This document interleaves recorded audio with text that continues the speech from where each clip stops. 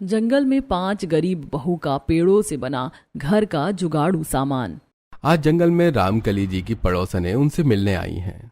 लो काकी, हमारे फ्रिज का ठंडा ठंडा पानी पियो। यहाँ जंगल में फ्रिज कहाँ से आया?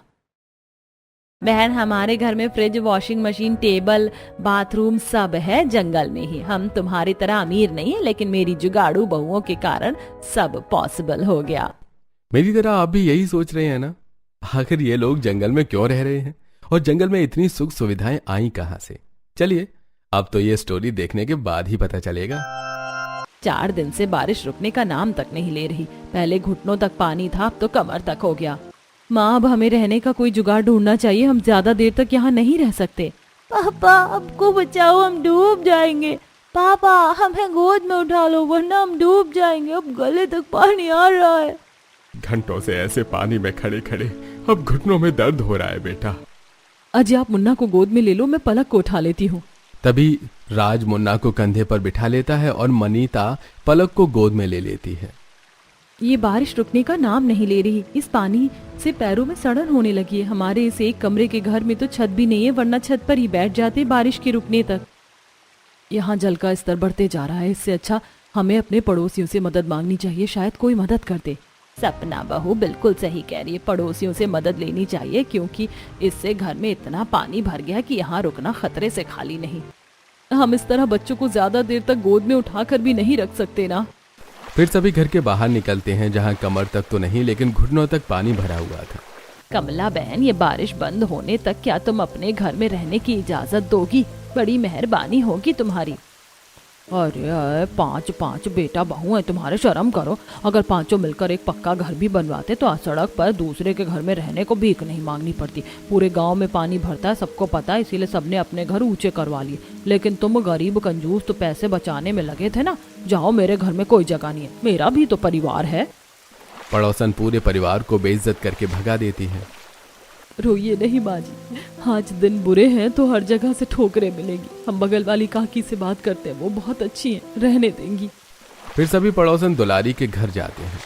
दुलारी काकी, बारिश के कारण हमारे घर में पानी भर गया है। कृपा करके हमें कुछ घंटे अपने घर में ठहरने दीजिए। जैसे ही बारिश रुक जाएगी हम अपने घर चले जाएंगे। मैंने क्या तुम लोगों का ठेका ले रखा है कुछ देर ठहरने दूं? जाओ, भागो यहाँ से, मेरे घर में कोई जगह नहीं है। ऐसे ही मेरा परिवार इतना बड़ा है, तुम गरीबों की फौज को अगर सहारा दे दिया तो हम कहाँ रहेंगे? धन्यवाद इतनी सहायता के लिए। हमारे पड़ोसी सिर्फ गरज के लिए है। चलो, हमें किसी की जरूरत नहीं है। अरे जाओ जाओ गरीबों, इतना स्वाभिमान पहले जाग गया होता तो अपना घर भी पक्का करवा लिए होते और आज नौबत ना आती। दुलारी भी उन्हें खूब बेइज्जत करती है। भारी बारिश में घुटनों तक पानी में सभी सड़क पर खड़े थे कि तभी रामकली जी की एक पड़ोसन। रामकली बहन, चाहिए तो कुछ समय के लिए मेरे घर में छत पर तुम सभी ठहर सकते हो, लेकिन मैं ज्यादा देर तक नहीं रोक पाऊंगी, क्योंकि मेरे घर में बहू बेटों की चलती है और तुम्हें तो पता है ना। बड़ी मेहरबानी होगी बहन, बस आज रात की बात है, हम सुबह ही चले जाएंगे। फिर फूलमती जी सभी को घर के अंदर आने देती हैं। सभी उनके घर में आराम करते हैं और फूलमती सभी के लिए खाना नाश्ता बनाती है। रात भर सभी उनकी छत वाले पोर्शन में खाना खाकर पल्ला तान कर आराम करते हैं। रात भर लगातार बारिश होती है और सुबह होने के बावजूद बारिश रुकने का नाम नहीं लेती। बहू, ऊपर सभी आराम कर रहे हैं, चाय बना दे, उनके लिए ठंड लग गई होगी बारिश से। गरीबों की फौज घर में बिठा रखी हो, यही काम है क्या कि दिन रात अब मैं उनके लिए चाय नाश्ता खाना बनाते रहूं? भंडारा नहीं लगाए? अब भगाओ सबको यहाँ से, वरना मैं चली जाऊंगी। रानी के कटु वचन घर वाले सुन लेते हैं। तभी रानी छत पर जाकर, तुम सभी को शर्म है या नहीं? जाओ, निकलो हमारे घर से। एक रात की बात थी, बहुत एडजस्ट कर लिया, चलो भागो अब।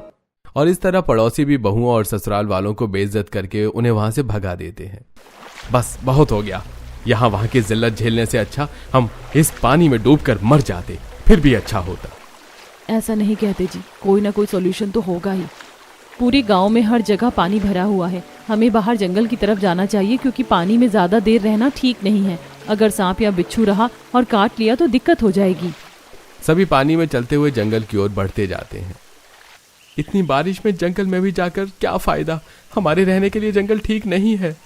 फिलहाल यही एक जगह है जहाँ पानी नहीं है, हमें कुछ देर तो यहाँ ठहर ही सकते हैं। आस पड़ोस वालों से भीख मांगने से अच्छा है कि स्वाभिमान से यहाँ रुक जाए। बाकी जीना मरना सब भगवान के ऊपर है। बहू सही कह रही है, हमारा जंगल में रहना ठीक है, यहाँ जंगली जानवर भी नहीं है। फिर सभी जंगल के अंदर जाते हैं। ऐसे मौसम में क्या हम पेड़ों पर रहेंगे बहू? देख कैसे बारिश रुकने का नाम नहीं ले रही। तभी मनीता की नजर एक बड़े से पेड़ पर पड़ती है।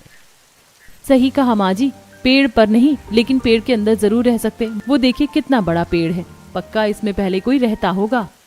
आपका मतलब है कि कोई इंसान या जानवर, कोई भी? फिर मनीता पेड़ के पास जाकर उसके अंदर झांकती है, जो कि अंदर से बहुत ही बड़ा होता है। माँ जी, हम यहाँ कुछ दिन रुक सकते हैं, ये पेड़ अंदर से काफी बड़ा है। कितना भी बड़ा हो दीदी, हम 14 लोग हैं, इसमें 14 लोगों का रहना पॉसिबल ही नहीं। आप सभी का दिमाग खराब हो गया है, हम बेघर हो गए हैं और आप सभी ये जंगल जंगल खेल रही हो। भैया आप तो कुछ कहो। सही कहा दीपक ने, अगर तुम सभी को यहाँ रहना है तो रहो, हम नहीं रहने वाले। चलो भाइयों, हम रहने के लिए कुछ जुगाड़ करते हैं, वरना पानी अगर रुक जाएगा तो हम वहीं जाकर रहेंगे। एक कमरे का घर है, जितना पानी भरा था अब तक तो वो घर बह गया होगा, वहाँ जाने का कोई फायदा नहीं होगा। लेकिन पांचों पति अपनी बीवियों की एक नहीं सुनते हैं और वहाँ छत ढूंढने की तलाश में निकल पड़ते हैं। बहनों, अब हमें ही करना है जो करना है। देखना हमारे पति फिर से वापस आएंगे, क्योंकि गांव वाले बहुत घमंडी हैं, कोई हम गरीब की मदद नहीं करने वाला। फिर पांचों बहुएं उस बड़े से पेड़ के अंदर जाती हैं। ये तो एकदम कमरे के जैसा है। 2 लोग यहाँ रहने का जुगाड़ करो, 2 लोग जाकर बाहर खाने पीने की तैयारी करते हैं।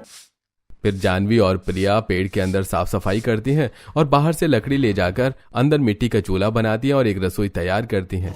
वहीं सास रामकली बड़ी बहू मनीता के साथ मिलकर मिट्टी के बर्तन तैयार करती हैं। ले बहू, बर्तन तैयार हो गए, अब खाना पकाने में कोई दिक्कत नहीं होगी। तभी राधा और सपना जंगल से कुछ सब्जी और फल तोड़ कर लाती हैं। देखो, आज के खाने का इंतजाम तो हो गया, राशन नहीं है लेकिन हम इन सब्जियों को उबाल कर तो खा ही सकते हैं। लाओ दीदी, मैं इसे पका कर लाती हूँ। फिर प्रिया और जानवी सब्जियों को अच्छे से धोकर उसे उबाल कर सभी को खाने के लिए देती हैं। वहाँ पेड़ के अंदर घर बनाकर पांचों बहुएं और सास ससुर आराम कर रहे थे। वहीं पांचों भाई बारिश में दर बदर की ठोकरें खा रहे थे। लगता है हमारी पत्नियां सही कह रही थी भैया, देखो ना, कोई भी हमें रहने का ठिकाना देने को तैयार ही नहीं है। मुझे तो इस बारिश से अब सर्दी लग रही है, हमें जंगल ही लौट जाना चाहिए। मुझे भी अब कोई उपाय नजर नहीं आ रहा है, लेकिन कोशिश तो कर सकते हैं ना। पांचों भाई रात भर बारिश में भीग कर रहने का जुगाड़ करने की कोशिश करते हैं। वहीं पांचों बहुएं आराम से पेड़ के अंदर अपनी रात गुजारती हैं। अगली सुबह, अयो अम्मा रे, मेरा पेट बहुत दर्द हो रहा है, बहुत तेज से आई है। क्या आई है दीदी? झाड़े जाना है, कुशल खाना। यहाँ ये व्यवस्था कहाँ से मिलेगी? बहू एक काम करिए, मिट्टी की हांडी में पानी लेकर यहीं जंगल में कहीं बैठ जा। चीची अम्मा, कैसी बातें करती हो, वातावरण कितना प्रदूषित होगा उससे। यहाँ जंगल में तो वॉशरूम भी कहीं नहीं मिलेगा, मैं खुले में शौच नहीं करूंगी। तभी मनीता पास ही एक बड़ा सा पेड़ का गट्ठर देखती है। राधा, बस कुछ समय कंट्रोल कर लो, मैं जुगाड़ करती हूँ। फिर मनीता पेड़ के गट्ठर को एक नुकीले पत्थर से खोदकर एक कमोड तैयार करती है। अब बस इसके चारों तरफ की दीवार तैयार करनी है। फिर चारों बहुएं जंगल से ढेर सारी बांस की लकड़ी काट कर लाती हैं और उससे जोड़कर टॉयलेट के आसपास की दीवारें तैयार करती हैं और अंदर लकड़ी की टॉयलेट की सीट बिठाती हैं। ये देखो, ये हो गया हमारा टॉयलेट तैयार। जाओ राधा, तुम हल्की हो लो। काफी राहत मिली दीदी हल्की होकर, अब आप सब भी जाकर फ्रेश हो जाओ। फिर एक एक करके सारी बहुएं और सास ससुर फ्रेश होकर आते हैं। एक बात जान लो बहनों, अगर यहाँ रहना है तो हमें बेसिक जुगाड़ तो करना ही होगा, और एक पेड़ के अंदर इस तरह रहना पॉसिबल नहीं है। सारी बहुएं मनीता की बातों पर हामी भरती हैं। वहीं सभी पांचों बहुओं के पति थके हारे बारिश में भीगे हुए वहां आते हैं। क्या हुआ, आप लोगों ने रहने का जुगाड़ कर लिया? हम लोग बहुत गलत थे, रात भर भटके हैं लेकिन कहीं रहने का ठिकाना नहीं मिला। इसीलिए कहती हूँ यहीं सब लोग रहो, मिलकर रहेंगे तो सब हो जाएगा। ये टॉयलेट किसने तैयार किया? हम पांचों बहुओं ने भैया। आप सभी फ्रेश हो जाओ, तब तक हम खाने पीने का इंतजाम करते हैं। पांचों भाई बारी बारी से पेड़ से बने टॉयलेट में फ्रेश होने के लिए चले जाते हैं। बाथरूम तो कर लिया, लेकिन 2 दिन से ढंग से नहाए नहीं बहू। अगर ऐसे ही नहाने का कोई जुगाड़ हो जाता तो मजा आ जाता। वैसे भी ऐसे खुले में नहाना अच्छा नहीं लगता और बिना नहाए कितने ही दिन रहेंगे। मेरे पास एक जुगाड़ है, क्यों ना हम इस पेड़ में बाथरूम बनाएं। ये पेड़ काफी मोटा है, कोई तकलीफ भी नहीं होगी। हाजी आप ना शावर और नल लेते आओ और एक लंबी पाइप भी लेते आना। हम पाइप डायरेक्ट नदी में डाल देंगे, वैसे भी नदी बगल में ही है। ठीक है। फिर राज विवेक के साथ नल लाने के लिए बाजार जाता है और बाकी के 3 भाई जंगल से बांस की लकड़ियां काट कर उस बड़े से पेड़ के ऊपर एक और घर बांधने लगते हैं। वहीं बहुएं पेड़ में नहाने के लिए बाथरूम बनाती हैं। ये लो, मैं नल ले आया। लाओ भैया, मैं इसे फिट कर देता हूँ। फिर दीपक नल और शावर बाथरूम में फिट कर देता है और सोनू पाइप का एक सिरा नदी में डाल कर आता है तो दूसरा सिरा नल से जोड़ देता है। अरे लो, हो गया नहाने के लिए पेड़ में जुगाड़ू बाथरूम भी तैयार। मैंने तो कभी सोचा भी नहीं था कि मेरी 5 बहुएं इतनी जुगाड़ू है। कोई सोच भी नहीं सकता कि पेड़ के अंदर भी नहाने के लिए बाथरूम हो सकता है। मम्मा ये तो बहुत बढ़िया है। वाकई मम्मा ये काफी बढ़िया है, इसमें तो पहले मैं ही नहाऊंगा। नहीं नहीं, पहले मैं नहाऊंगी। चलो मैं दोनों को नहला देती हूँ। फिर सभी बारी बारी से पेड़ में बने बाथरूम में नदी के ठंडे पानी से शावर लेते हैं। वाकई नदी के ठंडे पानी में नहाकर तो मजा ही आ गया। अब बहू बढ़िया सा खाना बना दे बस। बहुएं फिर से पेड़ के अंदर बने घर में जाकर सभी के लिए खाना बनाना शुरू करती हैं। कल जो सब्जियां रखी थी वो तो सड़कर खराब हो गई और कल का बचा हुआ खाना भी खराब हो गया। जंगल का टेम्परेचर भी बाहर के टेम्परेचर से थोड़ा अलग है ना, इसीलिए। लेकिन दीदी ऐसे कब तक सामान बर्बाद होगा? अगर फ्रिज होती ना तो ये ना होता। जैसे बाथरूम और टॉयलेट बनाए हैं वैसे ही फ्रिज भी तो बनाई जा सकती है ना। बिल्कुल, बस हमें कूलिंग के लिए गैस की जरूरत पड़ेगी। दीदी भैया को कबाड़ी के यहाँ भेज दो, उसके यहाँ एक खराब फ्रिज पड़ी हुई थी, उसका कूलिंग सिस्टम मिल जाएगा तो फ्रिज बनाना भी पॉसिबल है। हाँ ये सही रहेगा। अजी आप कबाड़ी के यहाँ जाकर देखो ना, वो खराब फ्रिज ना बिकी हो तो। राज मनीता के कहने पर कबाड़ी के यहाँ जाता है और वो खराब फ्रिज महज 2 टिक टिक अरहान।